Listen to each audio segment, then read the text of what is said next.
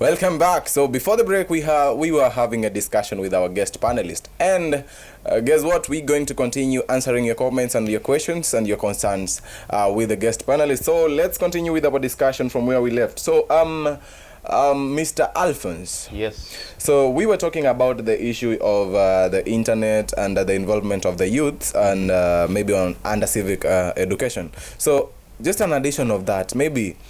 What if the government structures maybe a website that the youths can acquire this civic education maybe materials free of charge? When I say free of charge, I mean, getting to access the internet, you must have maybe network coverage, internet coverage, that is.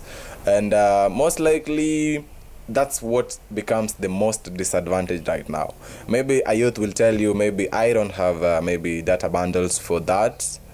Maybe using my data bundles to get some information on this and that, to chat with my friends over here. What if the government structures maybe a website that can be free of charge, free to access and everything about civic education? What do you think? That would be a very brilliant idea.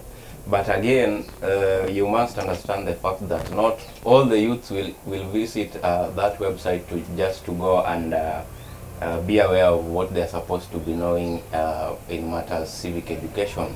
So I think in as much as the government might put into consideration that idea, the youths also need to be sensitized on the importance of having civic education at their fingertips.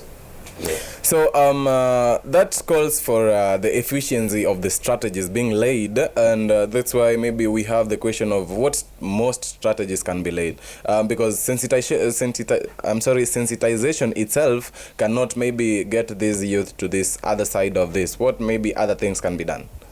Well, I'll just go back to what we had said earlier. We have the internet, and then we also have these broadcasting networks like your TV, you understand? So the government can put into consideration maybe putting adverts on TVs. They run ads on the internet, you understand, and across all social media platforms. There are those sponsored ads.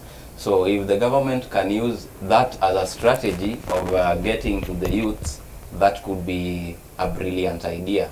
They just run ads on TVs, mainstream medias, and across all social media platforms. That can be a very good matter of concern. And on just the issue of maybe the youths being, participating in the civic education and all that, maybe what do you think hinders these youths from getting to access this, just getting to access the civic education stuff or the materials that about the civic education? What do you think hinders the youths from that? Lack of interest.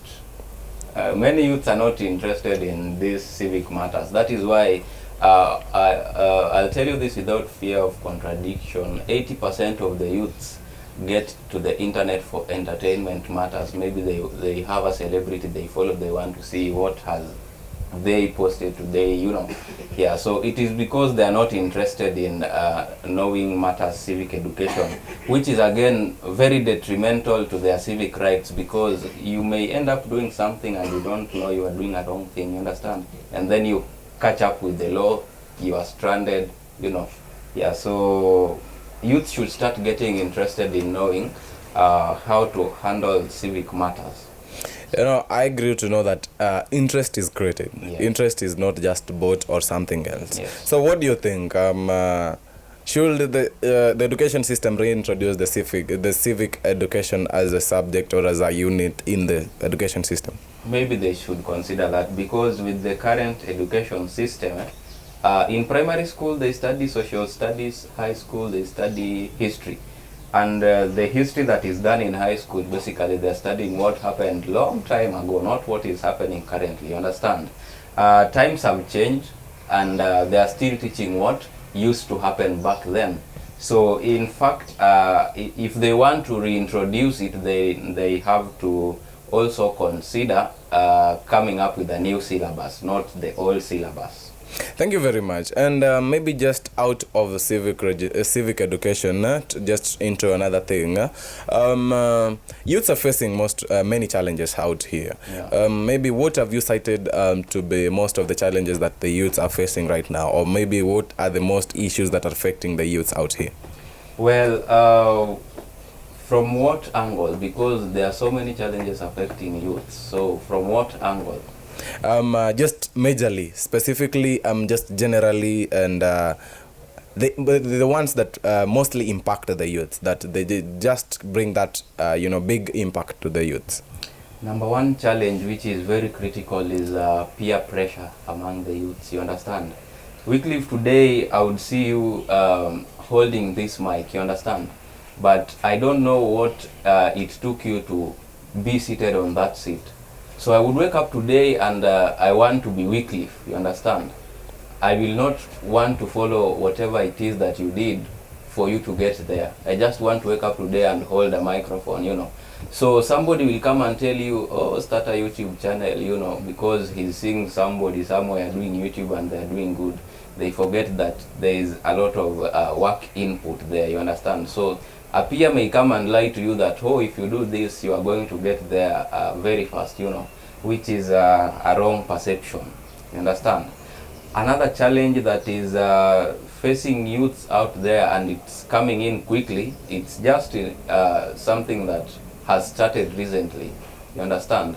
There is this drug called bang, you understand? Right now, there are so many youths using it, and they're saying it helps them in meditation. I don't know how true that is. Maybe one day you'll consider getting somebody who understands science to come here and explain, you understand? Drugs is also another thing that is affecting youths out there, which we are also trying to make sure that it doesn't escalate to a point where it's going to become something like a pandemic. Sorry to say, I don't know if that is the correct term. A catastrophe is the correct term, yes, so that it doesn't escalate to become a catastrophe. Another main challenge that is affecting youth, let me see. There is also maybe lack of knowledge somewhere, you understand? They don't know what they are supposed to be knowing. Many people are rushing into knowing what is not even important, you understand? Yeah, so there is also lack of enough knowledge, especially from what we were handling today, matters civic education and even politics, you understand? And especially in this campaign season and political season, let me just talk to the youths who are watching. Don't accept to be used by these politicians. They are so manipulative. They'll come here, lie to you, give you 50 shillings, 100 shillings, you go out there, risk your life for them, and then after they get that seat, they forget about you. They will not even know you. You understand? So allow me just interrupt you. I think that could better come at towards the end of this show as signing out. And maybe you as a youth leader, after maybe coming to know about these challenges that are facing the youths, and you citing them, maybe how do you take part on controlling and making sure that this doesn't get to be a catastrophe, as you said? Well, right now what we are doing, we are trying to encourage youth to at least volunteer in doing some work, at least to keep them busy. You know, if these things find you idle, you will get into something you didn't even plan to get into, you understand? So we are encouraging youths to get themselves into activities that will at least occupy much of their time to keep them busy, so that when these things come, they don't find them idle, so that they just fall into those traps. Thank you very much. And when this is done, I think now a youth becomes one who is of importance to the community and maybe to the government at large. Yeah. So just to add on that, how do you think a youth can be of importance to the government itself? Well, let the youths project their voice to be heard by the government, you understand? I think in our country, Kenya, youths make up the majority of the population, you understand? So it is very easy for the governments to listen to the voice of the youths because they make up the majority of the population. So let them use their voice, you understand? So that at least they can express what they are feeling. You know, many youths are complaining, no employment, but they're just complaining from the grassroots. the government knows, but there is no pressure from these youths that is pushing the government towards creating jobs. You understand? Kenya is a very resourceful country. Today, the government decides that they are going to put up industries to create employments. They will do it. You understand? Yeah, so that's it. Exactly, just about what you say. The government has the ability to do all that, and unfortunately, a lot is happening that is not to the, that is to the contrary of what we expect as maybe as the citizens of the country. Yeah. So, what do you think? What's your take on the political misconduct and maybe how it affects the youth? You see, I'll not say politics is bad. Politics is good, but it is the people who are in politics that are not doing what is right. You understand? So basically what they are doing, they are imparting a bad knowledge to the people who will be coming there. You understand?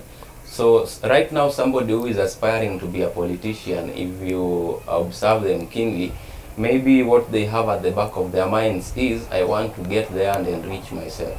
So it is the people who are in politics that are bad, not the politics. You understand? Yeah.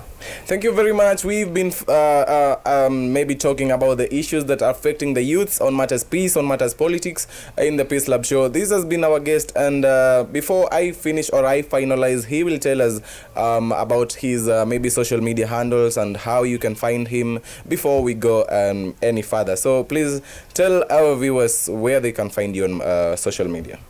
Well, you can find me across all social media platforms. On Instagram, you'll find me as _Albakwekwe. On Facebook, it's Alfonso Albakwekwe. Twitter, Alfonso041. Thank you very much for taking your time to be on the show, and we appreciate. Till next time, maybe if we again have an invitation for you, we hope that you will honor that and be here with us again. Definitely, I hope yes. a youth out there has been sensitized, has maybe just got something from you, and we appreciate for that time that you took to be here. And to our viewers, I hope that you've learned something, one or two, and that you have changed maybe your mentality or your reasoning, or maybe you've learned something about civic education on the interest side, on everything pertaining the youths, and how we can get to involve ourselves on youth peace ambassadorship. This has been the Peace Lab show, right here on Unib TV. Get us on all social media platforms: Instagram at Unib_TV, Facebook and YouTube as Unib Media TV. You can as well as follow my Facebook page at Ben the Poet KE and Instagram at Ben the Poet _KE. Till next time, same day. Bye.